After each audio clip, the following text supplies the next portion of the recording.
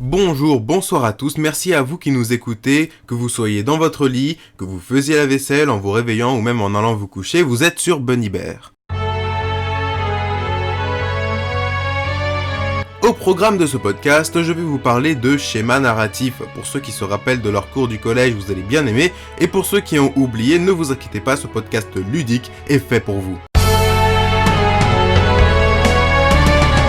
Pour aborder la question du schéma narratif, je ne peux pas utiliser des exemples de séries ou de films au risque de vous spoiler. On va donc s'amuser un peu et construire ensemble notre petite histoire.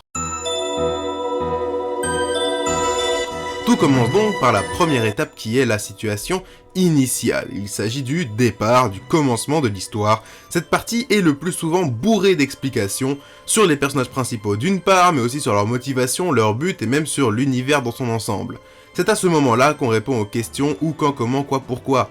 Par exemple, dans l'histoire qu'on invente ensemble, on peut dire que notre personnage principal est un jeune garçon qui prend l'avion de Polynésie jusqu'en Californie pour aller retrouver sa maman qui est malade, qui est à l'hôpital.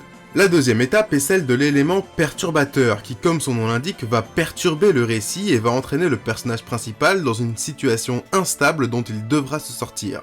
Dans notre petite histoire, on peut imaginer que l'avion du jeune garçon se crache dans une île déserte, et que notre petit est le seul survivant. Cela va mener à la troisième étape du schéma narratif qui sont les péripéties. Le mot péripéties ne signifie ni plus ni moins qu'aventure en fait. Ce sont donc toutes les aventures qu'il va vivre. Le jeune garçon va être en difficulté face aux lois de la nature, il va devoir échapper à des fauves, chasser et cueillir pour se nourrir, il va peut-être aussi en profiter pour faire un feu avec du bois pour que ça fasse une colonne de fumée et que quelqu'un remarque sa présence. C'est aussi là qu'on peut en profiter pour réellement proposer une morale, une pensée implicite ou explicite.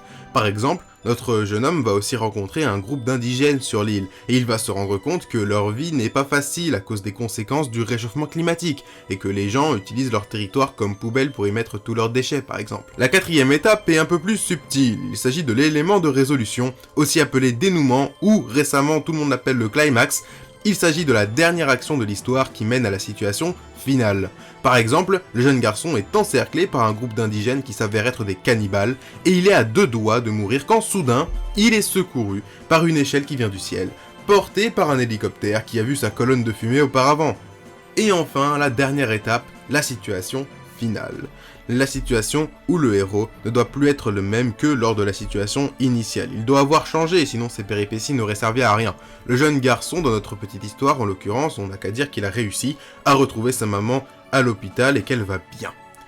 N'oubliez donc pas toutes ces étapes, la situation initiale, l'élément perturbateur, les péripéties, l'élément de résolution et enfin la situation finale. C'est la fin de ce podcast, merci de l'avoir suivi, j'espère que vous avez remarqué que la qualité du son a nettement augmenté. Si ça vous plaît, n'hésitez pas à vous abonner, nous continuons d'avoir un rythme plus aussi soutenu qu'avant mais quand même bien vénère. Alors je vous en prie, abonnez-vous et on se dit à très vite pour un prochain podcast.